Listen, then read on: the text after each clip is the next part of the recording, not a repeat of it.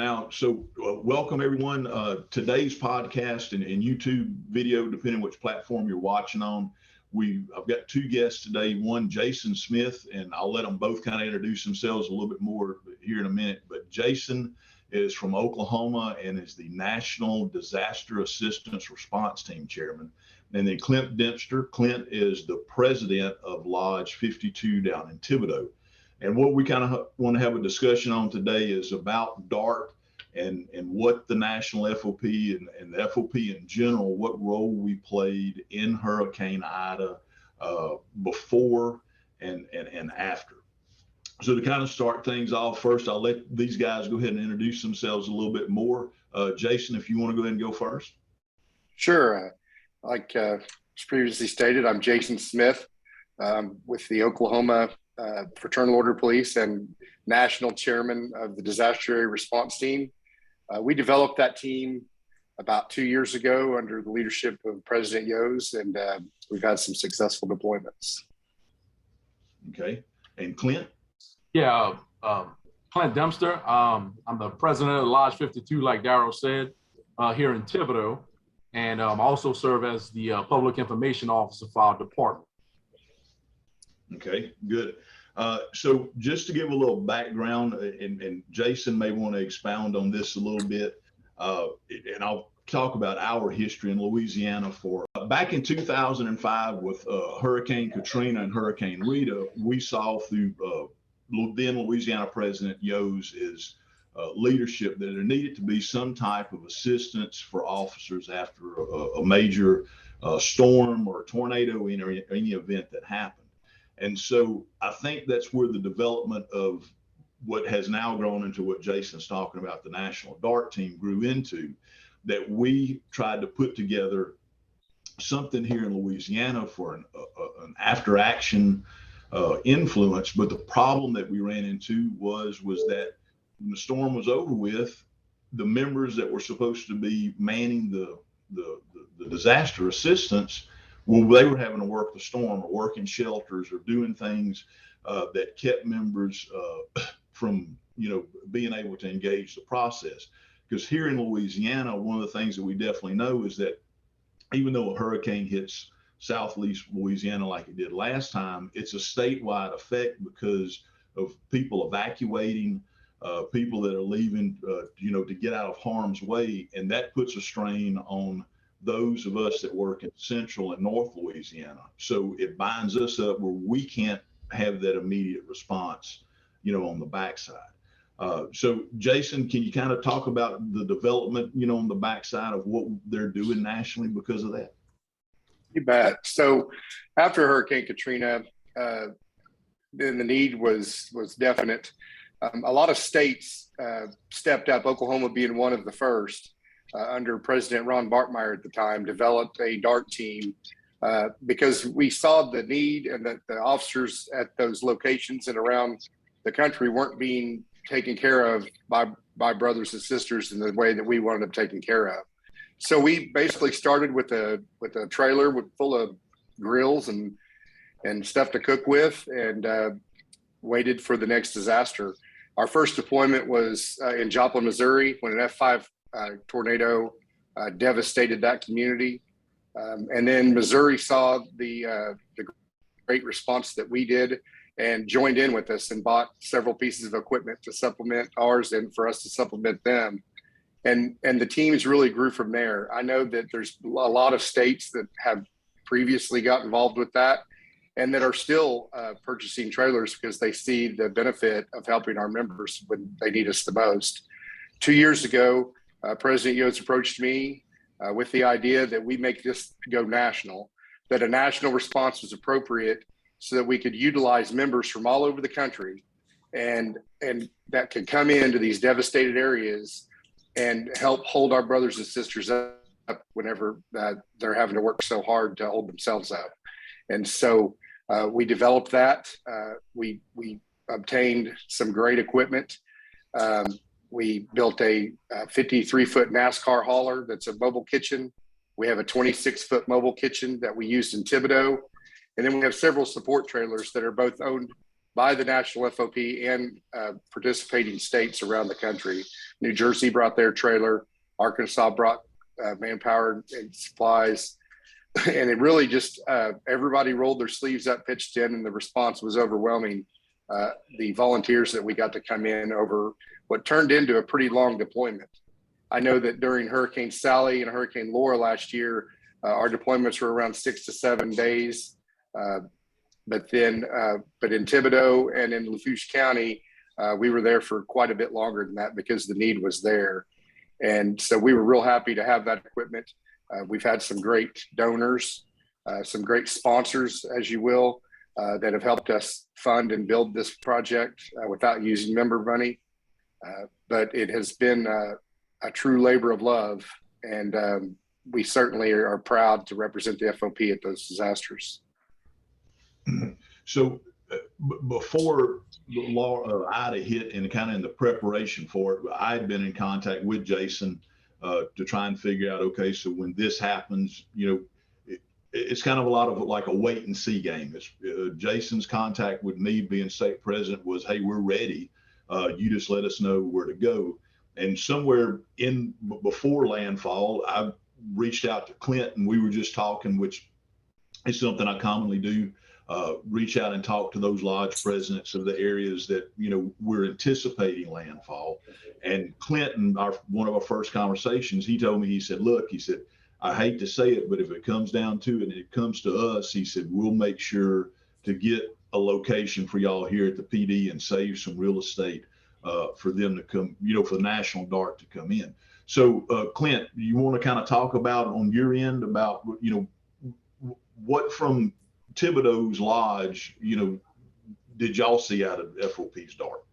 Yeah, and I mean, like you said, you reached out, and of course, no area hopes to be affected by this. So I mean, of course, we were praying for the best, but we kind of ended up on the worst end of the stick. And of course, the further you go down the bayou, the worse it got. But like I said, to know that we were one of the hardest hit areas, and to have you reaching out, just to know that not only we had the FOP backing statewide, but also national wide with the DART team that's in place. It's phenomenal. I mean, words can't express how appreciative not only our lodge but our agency, and again, it wasn't just our agency, it was every assisting first responder in the area. And like Jason will tell you, and Daryl, you was here as well. I mean, there was countless agencies that came from different states, different parishes inside Louisiana, and just humbled by the response. I don't think, and even myself, attending all the conferences and sitting through some of the DART presentation, until you experience it and until you are the one in desperate need, I don't think words can express the appreciation you feel when you have the DART team there and see what they're capable of. Right. And I think it's one of the things that I've kind of, and some people may not like the comparison, but to me, I kind of compare it to the National Law Enforcement Memorial, which this weekend, because of COVID, we're having a shortened, instead of Police Week, we're having Police Weekend. And you can hear about Police Week and talk about Police Week, but I think Jason can attest to this. Until you go to Police Week and are actually part of that whole idea and what's going on with the survivors, Police Week it's Police Week until you make that. Until you're part of a DART response, whether it's the guys and gals that are coming in from wherever and cooking hamburgers or doing remediation, or you're on that other side of DART of receiving what's there. It's something we can talk about, but until you experience it, it makes it completely different. No, absolutely. And, just to go a step further, I mean, once you get to know the guys that's involved, you can look at the overall picture. It's the national dart team, but once you start building a relationship with some of the guys like Jason and I, and just all these different retirees that came from everywhere, from all the different states that Jason mentioned, and then you start building a relationship, and then you also had a lot of people that aren't retired who took their personal time, off of work to come down here. So you start building those relationships and getting to know these guys, and you just have a whole new respect for even the ones in law enforcement, for those people.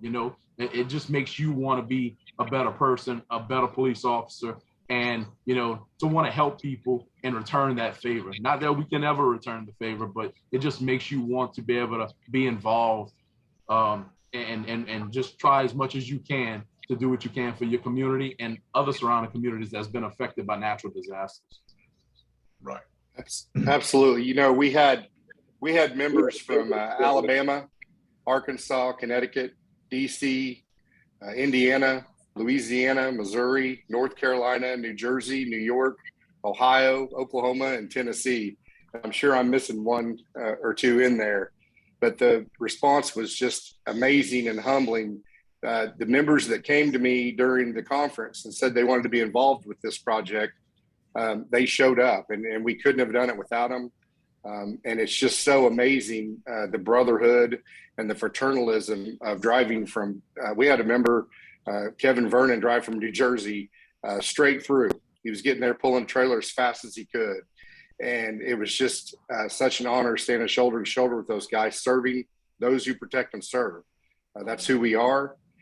We had 49 volunteers that not only cooked 3 meals a day, but we went to members' houses and did remediation of over 68 homes, putting tarps on roofs. And I'm telling you, you guys know how to make heat in Louisiana. I mean, if it wasn't so hot and humid, it might be a little more fun on those roofs, but it was hot and it was humid, and you had plenty of it. And then the mosquitoes and love bugs that tried to carry you off. But we certainly never went to bed not sleepy, but it was just an awesome feeling when you got done at the end of the day, knowing that the next day what it would bring, and actually seeing the help that you're giving and making a difference in those members' lives. Great. And Jason, you mentioned everybody. I think there's a graphic from National that I will put into the YouTube video that has a list of all those states and the people that individually did show up. Something with DART that's kind of non-associated, but I think we need to kind of have a discussion about it too, or let everybody know about it, is one of the things that the National FOP does is they're able to give through donations from members to the National FOP Foundation.